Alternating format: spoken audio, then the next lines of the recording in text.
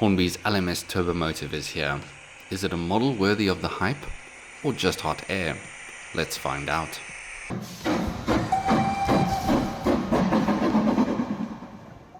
Hey guys, welcome back to Proper Chuffed. My name's Hilton, and I have absolutely no idea what I'm doing. That's half the fun of this, isn't it? If you're new to the channel, I hope you enjoy this content, and if you do, please consider subscribing.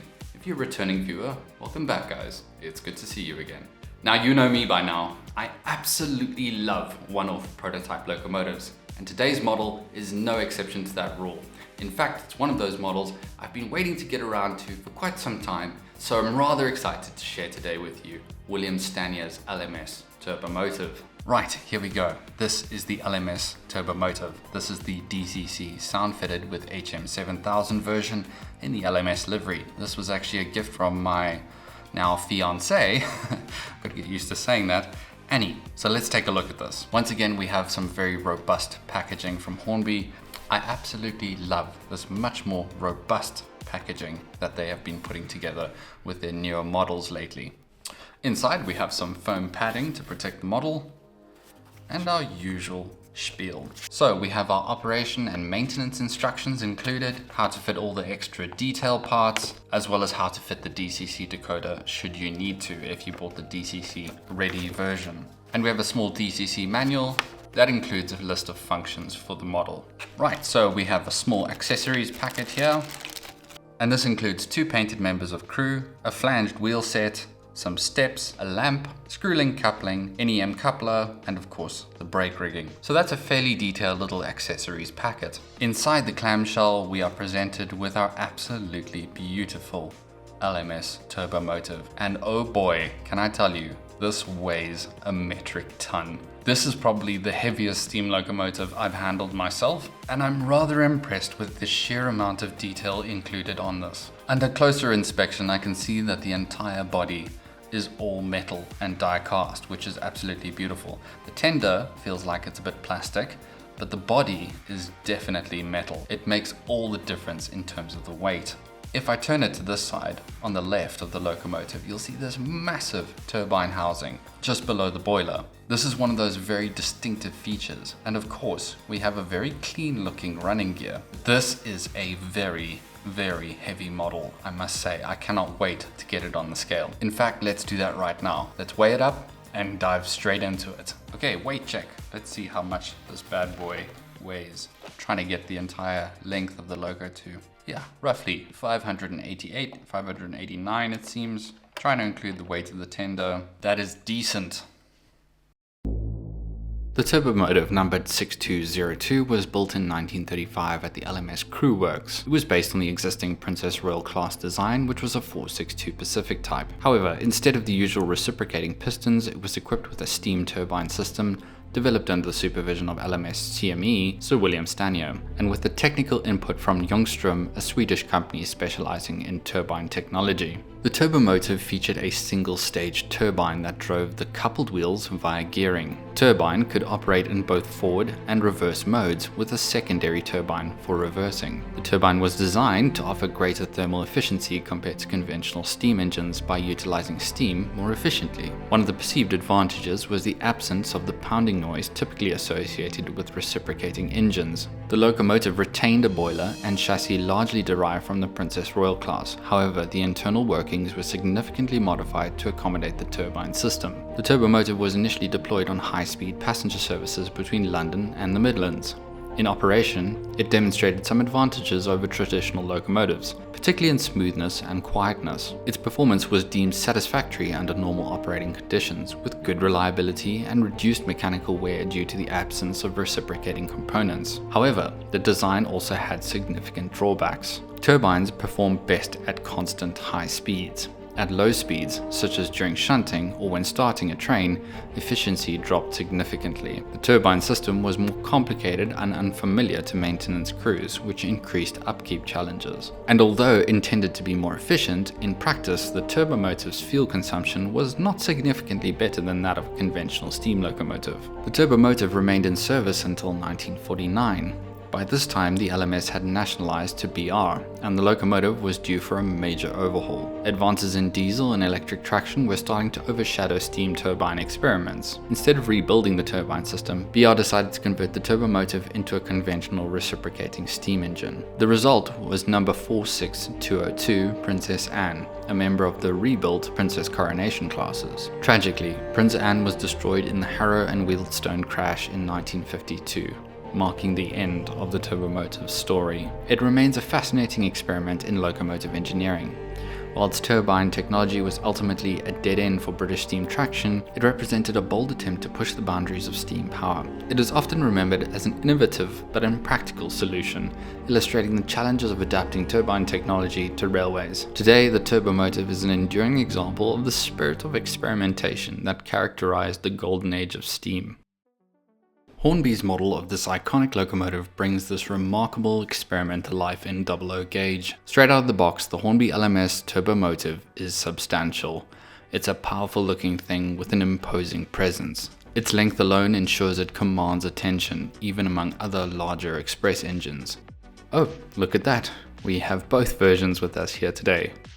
First and foremost, this is a metal-bodied model, and boy does it show in the casting. Littered with fine rivet detail and granular intricacies, this model does an outstanding job replicating the distinct lines of the Turbomotive's prototype. So the weight added by this decision is felt, but also seen in so many ways. There's a lot to see here. From the front, there's a small movable hatch where cold air was taken in to cool the oil pump just below the smoke box, lit lamps, numerous fitted handrails around the smoke box, and of course, for all you buffer lovers, a sprung set to boot. The unique running gear of this engine may look simplistic, but it powers 6 wonderfully riveted and detailed driving wheels. Arguably, the standout feature of this prototype is notably the unique turbine housing beneath the boiler, which distinguishes itself from its conventional steam siblings. The turbine housing, a centerpiece of the locomotive, is beautifully molded and includes intricate pipework and vents that make it a real feature. Much like the prototype, this is asymmetrical, and while the left side houses the sleeve for the turbine, the right bears closer resemblance to conventional steam, albeit with a smaller reverse turbine for backwards work.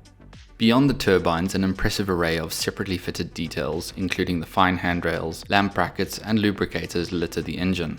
On the BR variant, we're presented with a set of handsome smoke deflectors, which in my opinion is the best looking version of this engine. These are finely connected to the boiler, so be careful when you handle them. Moving to the cab, the granular detail is not spared here either. Wonderfully painted gauges, levers, and dials are decorated really well and painted to a high standard. Combined with a glowing firebox, it's a small place that really rewards close inspection with layers of intricacy. The tender is equally well rendered, with its smooth contours and bold LMS lettering alongside rivet detail that really pops on the Crimson Lake livery. A removable coal load is present, and the lit rear lamp ties it off at the back. The level of consistency and the paint finish between the locomotive and tender ensures they appear fairly seamless when coupled, despite the fact that the tender is plastic. Good job on your color matching here, Hornby. On our LMS version, the model is finished with rich, vibrant tones that are deep and glossy. This striking color is beautifully complemented by the fine yellow and black lining, which is applied with exceptional precision. Equally so with our BR variant, the numbering, crests, and lettering are crisp and consistent. If I had to pick a favorite, oddly enough, it would be the BR variant, as it just looks significantly more imposing in this scheme. One of the things that continues to annoy me about Hornby's larger express steam locomotives is the flangeless trailing wheels. This does look odd, admittedly, and while I understand it helps with rotation on small radius curves, it does look odd.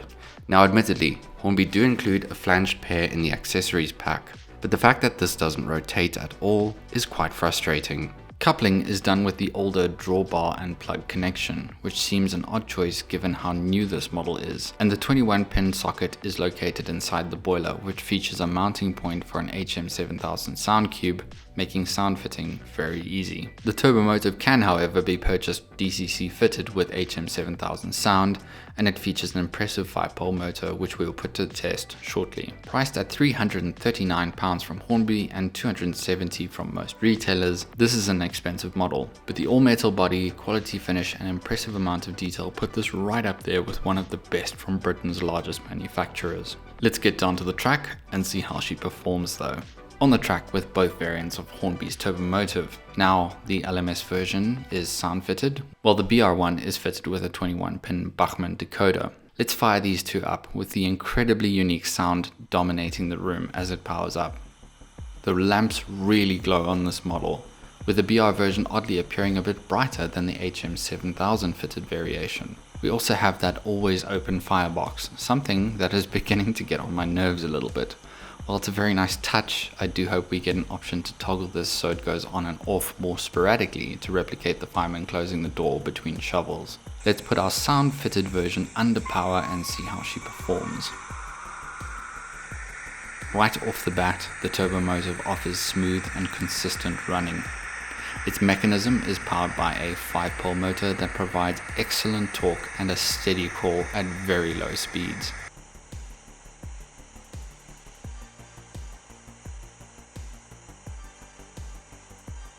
The model features pickups on all driving wheels and tender wheels, ensuring very reliable power transfer.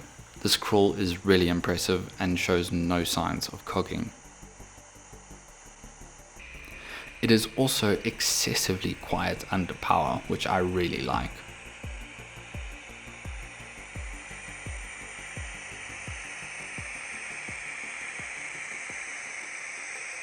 A side note, our new construction manager has arrived from Liberty Junction. Seems like he's doing a site inspection on the new Dunroman station.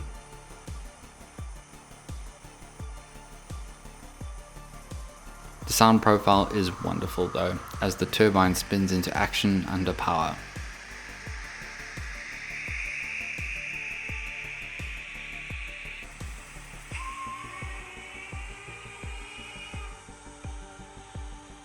It's a bit odd seeing a steam outline emit sounds like this, but the novelty of it is quite smile-inducing.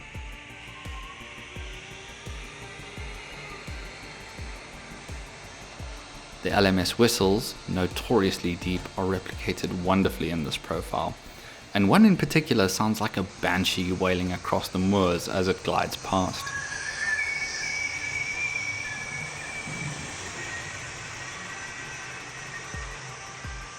Given the sheer weight, it's no surprise that the Turbomotive makes easy work of points and switchovers, and it manages my 1 to 2% gradients with ease.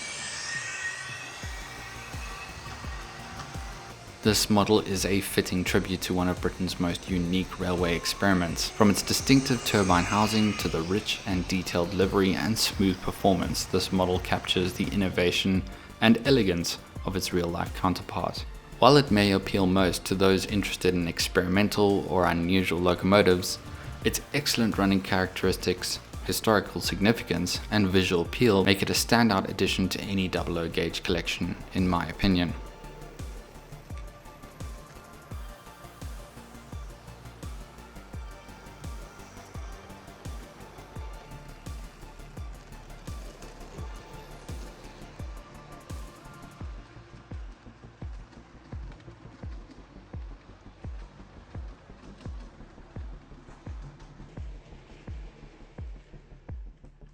For enthusiasts of the LMS, or those who value unique prototypes, the Turbomotive is a must-have model that delivers both character and performance. Overall, a package I am incredibly happy with. This is a robust model, performs incredibly well, and that sound profile is absolutely fantastic. Something completely unique for anyone who's modeling LMS. Can I recommend it? Absolutely yes. However, I do feel like you should probably hold out for a sale on this locomotive. Given the massive discounts we've just seen on this model, we may yet see yet another in the near future. So keep your eyes out and I hope you grab one. This week's YouTube shout out goes out to Harry at Yorkshire Railways. Now this is a channel I've more recently discovered and I've thoroughly enjoyed his reviews and discussions on all things model railway related. Harry's a top bloke with some great content, and to be honest with you, is one of those YouTubers that just doesn't have the subscriber count that reflects the quality of content. So please do go check him out. That's all I have for you today. I hope you enjoyed this video, and if you did, drop me a thumbs up, that would be greatly appreciated. Until I see you next time, keep your engines fired and stay on track. All the best.